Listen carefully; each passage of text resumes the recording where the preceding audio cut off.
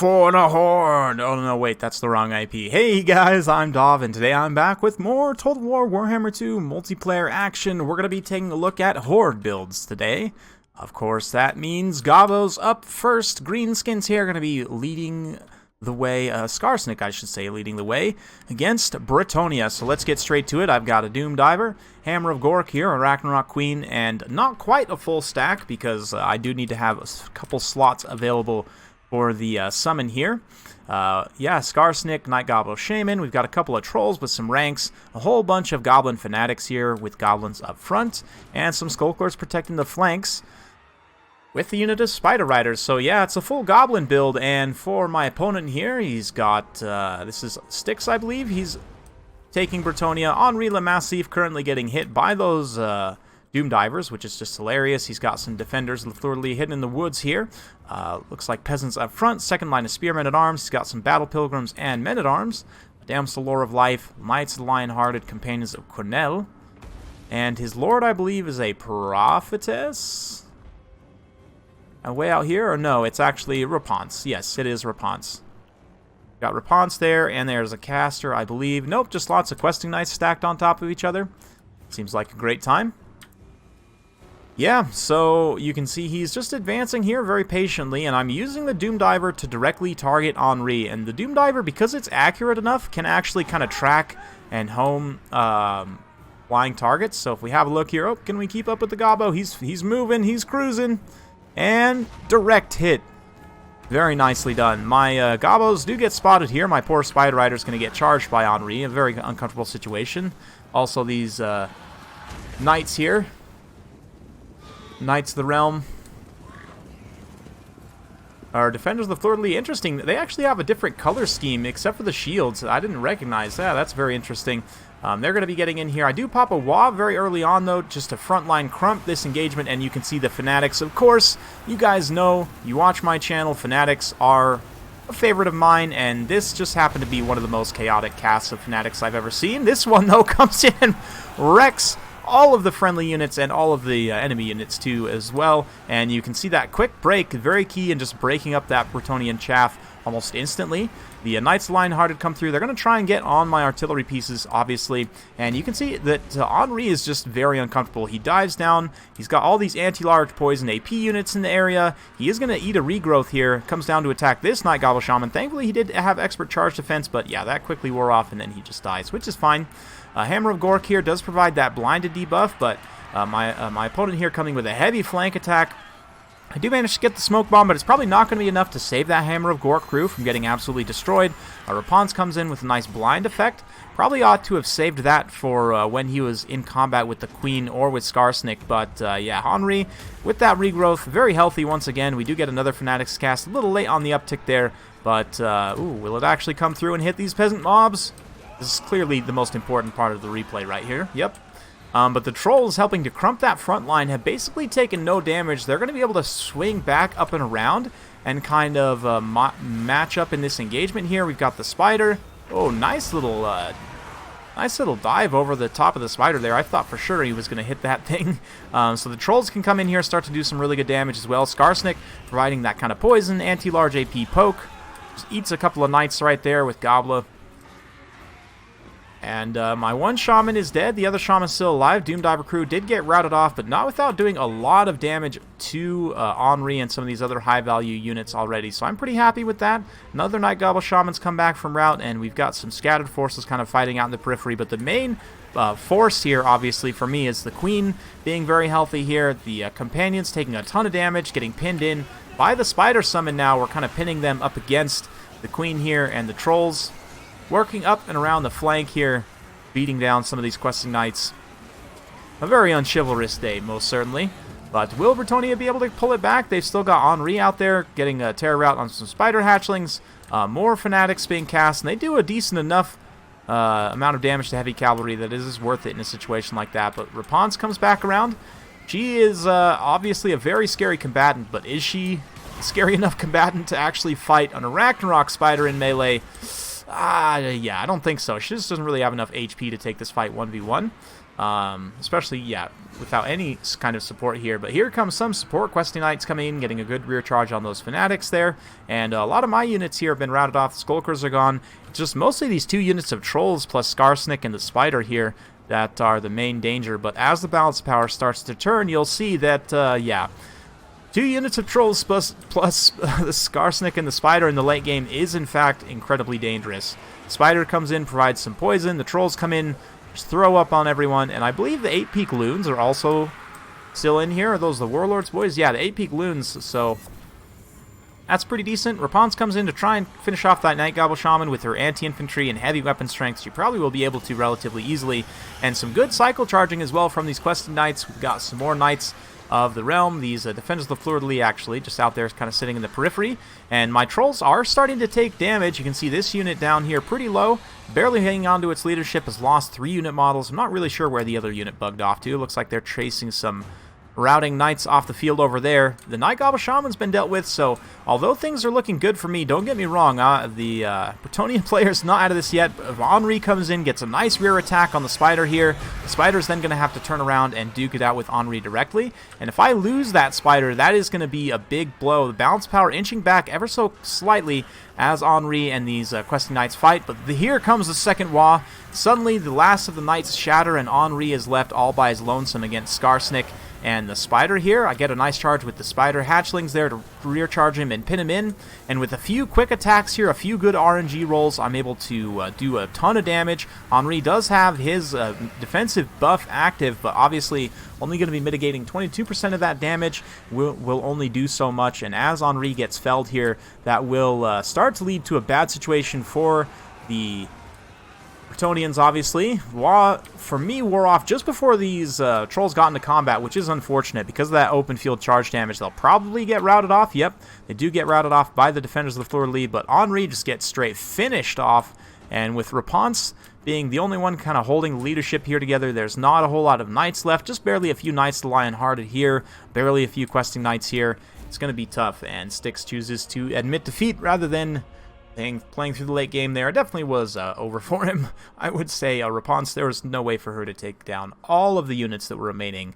But despite the fact that the Defenders of the Fleur-de-Lis were healthy, like if the Defenders, if this was a unit of even like Knights of the Realm with a little bit of anti-large, or even one of the Questing Knight units, he might have been able to take that late game there, but very well played to Styx. It was a close game at the end of the day. Beautiful initial engagement for me with the Goblins getting tons of kills against Peasants, 103 there, 75 for the Fanatics cast. The Trolls, though, when Styx and I were kind of in chat talking about this game after it happened, yeah, the Trolls were one thing. He didn't really account for them because they had gone into the front line to just mash Peasants, and then that kind of allowed them to roam free to come back around and then support against the cavalry, whereas Styx was saying that, you know, kind of had he been thinking about it a little more, I don't know, cognizant or consciously, he might have tried to allocate some of his Knights to go directly after the Trolls in that frontline engagement to at least do some damage to them, possibly rout them off so that he could chase them away. But for myself, that Doom Diver XP Chevron, just from shooting Henri, which is hilarious. I'm a big fan for going after high-value flying units with the Doom Diver right now. The Hammer of Gork got some decent kills, and again, applying that blinded debuff all across the field is very nice. And yeah, for Styx, 122 kills, 2 XP Chevrons for these Questing Knights, 77 here, 121 for the Companions. So Questing Knights showing why they're the best cavalry in the game. 95 kills also on the Knights Lion-Hearted, 66 for the Defenders of the Fleur-de-Lis. Honestly, this build is pretty solid against the Greenskins. Rapunzel plus Henri. Rapunzel kind of gives you that anti-infantry damage, and Henri gives you the terror and everything. Personally, though, I might swap Rapunzel out for a Lord just to have the double terror option, so you can kind of multi-charge from different directions and get some value in that way. But certainly, Rapunzel with this many Questing Knights is a powerful ground force to be reckoned with. No doubt about that. So hopefully you guys enjoyed that one. We've got some more replays to get to, so without further ado, let's get to it.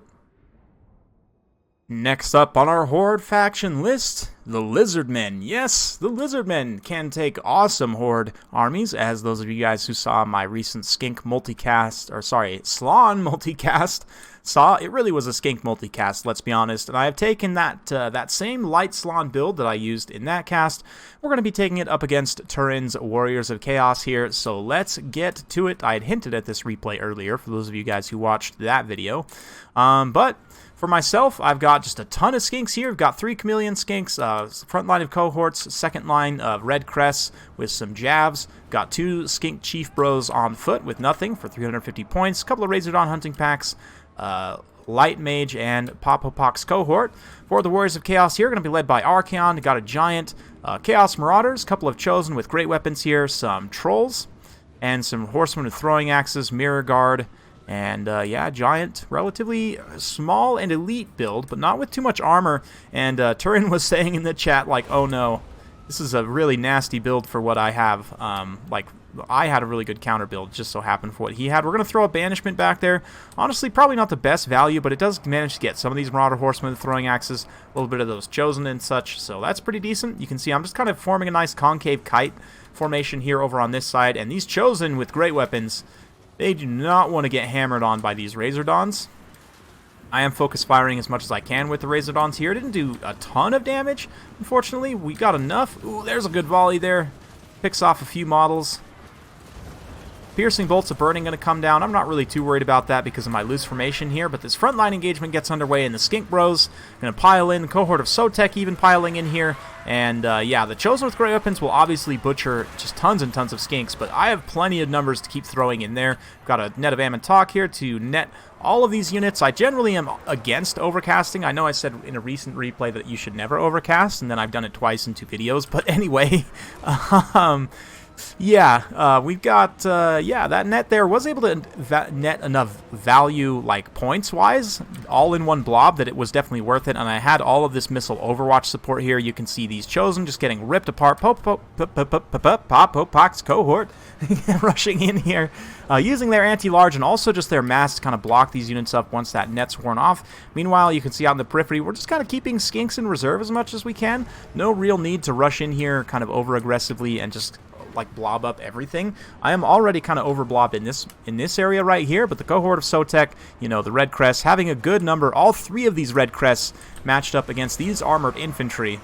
This little pocket of armored infantry right here is basically all the best I could ask for. One of the best ways I can take down this unit of Chosen is just with superior numbers. Meanwhile, this massive kind of skirmish force over here, all these chameleon skinks using up a lot of their ammo, even the javelins coming in at this point, just, oh man, the volume of fire that's possible with Lizardmen is very surprising, and most people don't think about them as a powerhouse missile faction, but they absolutely are, especially with Razordons now finally being what they long should have been. They can just tear apart a multitude of different units, and especially like using Pterodons and Chameleon Skinks in tandem. I'm going to just get hog wild here and go with Barona's Time Warp on these Chameleon Skinks to actually fight the Giant in melee, because that's just where we're at right now. Not really an ideal play at all, but we're just having some fun, right? Piercing Bolts of Burning comes down. Actually doesn't do as much damage as I would have thought. I'd be curious to see if those missiles that drop from the sky actually are subject to missile resistance, because the Chameleon Skinks might actually be able to shrug off a little bit of that damage in that case. But anyway, the Razordons just shredding, absolutely shredding this giant here. Most of the Chaos Infantry is done for. There's a handful of Chosen here that should be carving up some skinks, but yeah, there's just a few trolls and some other kind of marauders in this backline area. Suddenly, Archaon finds himself all by his lonesome. He's going to come in here, throw a Cascading Fire Cloak, start to attack these poor Razordons here, who absolutely did nothing to him. We'll throw a shield to the old ones, though, and we just about have nets offline as well, just to finish Archaon off here. Yep, there comes the template, and there comes the net. And as the Skink Bros duke it out with the last of these trolls here, the Giant also, we're going to be in a position to just absolutely shred Archaon, and with the loss of leadership, that is going to be probably critical army losses for the Warriors of Chaos, maybe. Doesn't look like he's actually gotten shredded quite enough yet. He did pop Slayer of Kings as he sees my Dread Slann approaching. The Slann going to come in here and probably just get absolutely pounded. As long as Slayer of Kings... No, it looks like Slayer of Kings actually wore off before he was able to get any hits with it, but the Giant will come in and get a pounding. Piercing Bolts of Burning also comes in and kills the Giant. Archaon, come on, bud. What did that Giant do to you? But as Archaon continues to fight, the Slann's going to float away. And then you see all the little dust particles pop up there from all the missiles that are flying in here, just shredding Archaon, filling him full of holes and making him into a pincushion, a poison pincushion at that. And that is victory. So a well played to turn. Hopefully you guys enjoyed watching that one. Yeah, as he mentioned in chat, He just so happened to bring a build that really just got buzzsawed by what I had here. Just absolutely wrecked. The Chosen did end up getting a lot of kill numbers, but considering how much they cost, this is actually pretty inefficient. Like, obviously, Shielded Chosen would have held up a lot better against all that missile fire, and since I didn't really have any armored units that the Great Weapons would be good against, they kind of ended up being a little bit of a wasted cost there. The Marauder Horsemen with throwing axes, though, on the other hand, they actually do have a missile block chance, so they were actually a better pick than the regular Marauder Horsemen would have been here. Still was kind of a rough situation. The Giant, obviously, I think Turin was obviously expecting me to go with more of a Monster Mash style of build, which is one of the things I think that makes this kind of super wide skink horde build so effective, is that if someone goes very narrow into a Monster Mash like this, expecting you to maybe bring like Saurian or maybe like Double Carnosaur or something like that, then you come in with this ultra wide skink build and just shred them with missiles. Definitely could be very surprising for a lot of players. So well played to Turin. Hopefully you guys enjoyed watching that one. Got one more replay to get to. This happens to be between the two of us once more, so sit tight and let's get to it.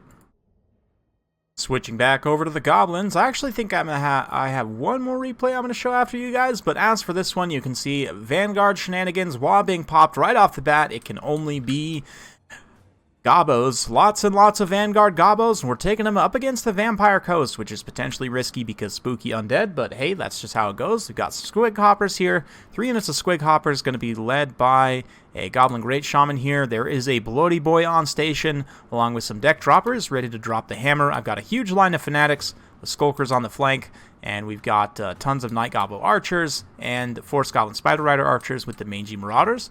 Turin, he's got the Necrofex here, Depth Guard, some Zombie Infantry that's about to get wrecked. As I kind of charge in here, we're going to keep it on a little bit of a wide view as the Bloody Boy comes in. He's going to get some good value exploding on these Squigs here.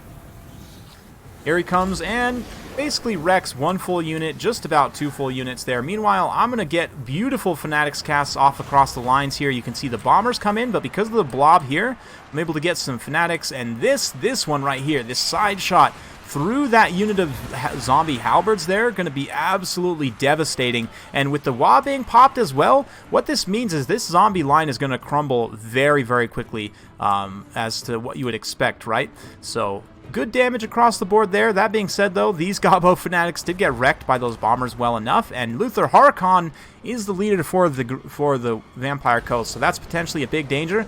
I'm going to throw a Curse of the Bad Moon here, which will promptly delete most of my own Warlords boys. That's fine. They're currently unbreakable from that Crown of Command, and the Squig Hoppers also get a charge into these Depth Guard here.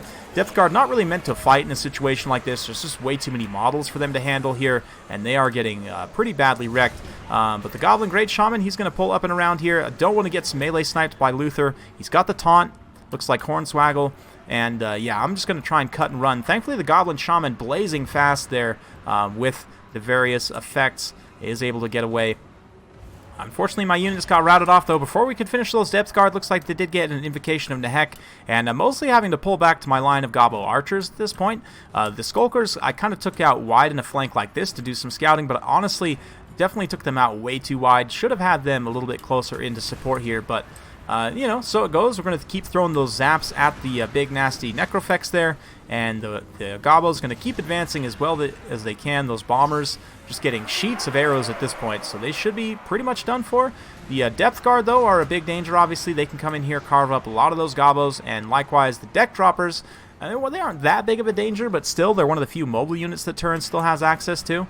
So here comes the second Bloody Boy. Let's see where he decides to land. I might try and pop the balloon here with the Goblin Great Shaman if I can. Another Fanatics cast. That one didn't do as much, but the Nasty Skulkers making a flank attack going up and around to try and get on the Necrofex. I fully expect that they'll get terrified, but oh, nope, here comes the Bloody Boy. He's actually going to come in and kind of patiently wait until these flanking Skulkers here.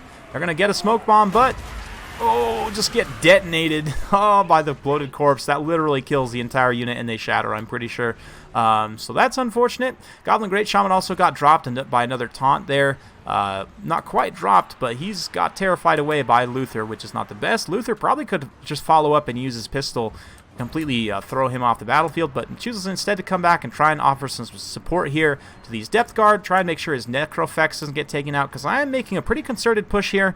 The Skulkers coming in the late game, finishing off those depth guard and various other units, so if I can get rid of all the support, I'm in a pretty comfortable position to try and take out the Necrofex, and likewise Harkon himself has taken a lot of damage, and you can see this fleet captain potentially overextended here to where I can finish her off, but let's see how I'm able to kind of deal with the situation here. The Warlord's boys getting up, sundering the armor of this Necrofex. Unfortunately, the Skulkers, although they do have pretty good stats, would be able to do some consistent damage here. They just can't hold their leadership together at this point, obviously. But we'll see. Oh, that overcast was actually pretty nasty. I don't know if that ended up being worth it, because I did take quite a bit of damage there on my Night Goblin Shaman, but we are ahead slightly on the balance of power. Pretty good stuff there, especially once this deck dropper summon, or this deckhand summon wears off. If I'm able to get in, finish them off, finish off the fleet captain. That being said, I mean, we've done a ton of damage to Harkon, and without Invocation of Nehek, he's not going to be in the best shape, but he still does have his own innate regeneration effects, so he's definitely not out of the woods, or how should I say, not off the field completely, yeah.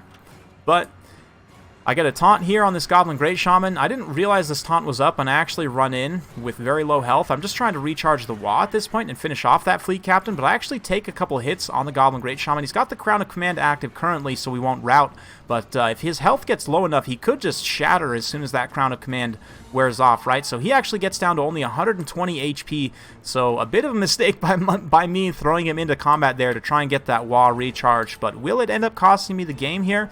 We'll see. There are these two terror-causing units on the field, the Necrofex and Luther Harkon both causing terror, and with the rear charges from these deck droppers and other various effects, I don't know, could end up running into some leadership issues, and you can see as soon as that Crown of Command wears off, that Gobbo is out of there, so not the best situation. Definitely bit of a mistake there. Had I been able to finish off this fleet captain without sacrificing my Gobbo, and you can see that is absolutely possible just with the focus fire of the arrows here. Yeah, leadership issues wouldn't be nearly so severe, and I could continue throwing those little zaps in this late game here. But another summon, deckhand summon there, going to provide a little bit of healing just kind of across the board, and that one more unit for me to have to deal with. Going to continue to keep shooting here, and we'll fast forward a little bit as Harkon and these others kind of chase some routing Skulkers off. I do manage to get a smoke bomb, I believe, but it's not going to be much.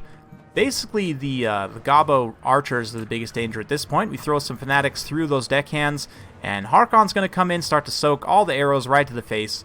Yeah, 80 armor is pretty decent. We'll still be able to do some consistent damage to him, but as we continue to fast forward here, you'll see that the Necrofex is still able to continue firing as well, and doing that leadership damage, that damaged by artillery, is enough to actually rout off some of my units here. And if he can rout them off multiple times, right, then they'll start shattering, and then I'm going to run into critical army losses here, just like this, when the units start shattering. So, yeah, we'll continue on that fast forward as the few Gobbos continue to fight. Oh man, they're actually doing okay, and that's the funny thing about the AP Loonies is because they're unbreakable and they have enough stats, like, if you get really funny RNG, they could actually win this fight against the Necrofex. We'll keep going, though. You can see my Gobbos keep rallying and then running away, and then rallying and then running away, just such is the life of a Gobbo. The 12 AP Loons will continue fighting until their bitter end, and will they actually finish off this Necrofex, I'm wondering? I guess it's possible.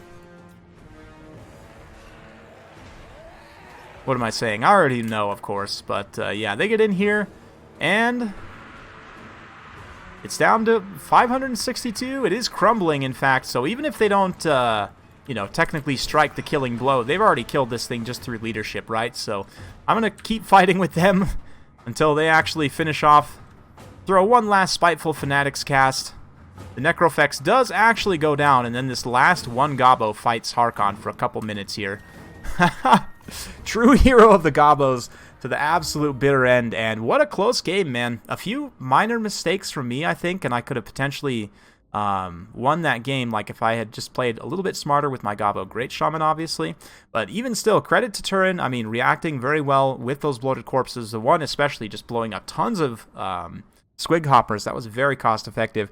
Keeping that Necrofex safe as well, and responding well to the different flank attacks in different areas. The one unit of bombers also, 80 kills, very cost effective.